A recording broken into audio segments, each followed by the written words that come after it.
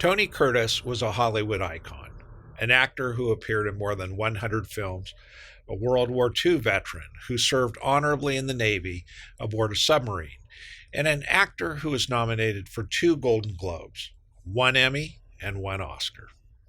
He was a major star who acted alongside Frank Sinatra and Cary Grant, Jack Lemmon, and Kirk Douglas.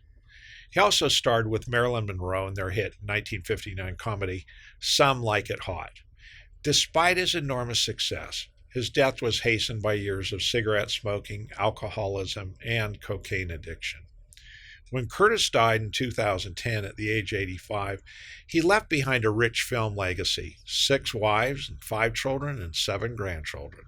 In a surprise to them, however, he left behind only 1 heir who inherited his $40 million estate, his 6th wife, Jo Vandenberg, who was 45 years his junior. To make matters worse, a year after Curtis died, his widow sold hundreds of personal effects and memorabilia at an auction that netted more than $1 million. None of his children, including the actresses Jamie Lee Curtis and Allegra Curtis, received any of the proceeds. Why? Because a year before he died, Curtis wrote a new will and redid his trust, which effectively disinherited all his children. The Curtis case, like many other celebrity elder financial abuse cases, springs from a less than amicable relationship between the widowed stepmother and her stepchildren. Of course, it likely didn't help that Curtis's widow was considerably younger than all her stepchildren. For someone in his mid-80s and not in good health to suddenly change his will and trust to actively disinherit children is an uncommon event. In my legal experience, such late changes to an estate, especially ones involving stepmothers and stepchildren, nearly always lead to litigation. When his shocked children received the news, the initial reaction was predictable. There were public charges of duress, menace, fraud, and undue influence. From multiple press reports in the months following his death, we also learned that the relationship between Curtis and his children was strained.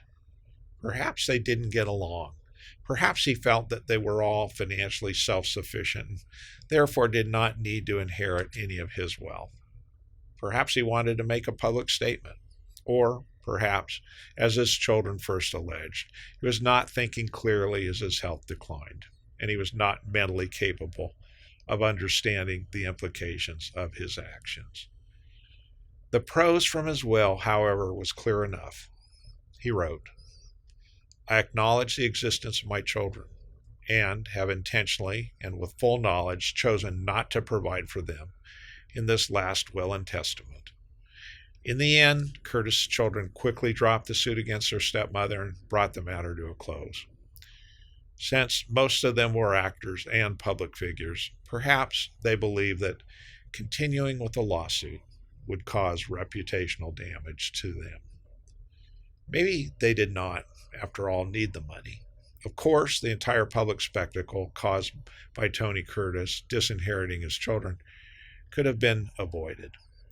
Any good estate attorney could have drafted legal documents that would have kept the entire matter private, and might also have maintained a more stable relationship between the widowed stepmother and her stepchildren. Litigation is always a last resort, and there's no compelling reason why the Tony Curtis estate should have ended up in court. For people with complicated family lives and significant estates, be they celebrities or not, the lesson is clear. Get the parties talking long before the end comes. As I wrote in a blog post about the Curtis case in 2014, don't be tempted to think the stars are better off than us in any essential way. Fame and fortune only seem to magnify the misery of a family feud. Thank you.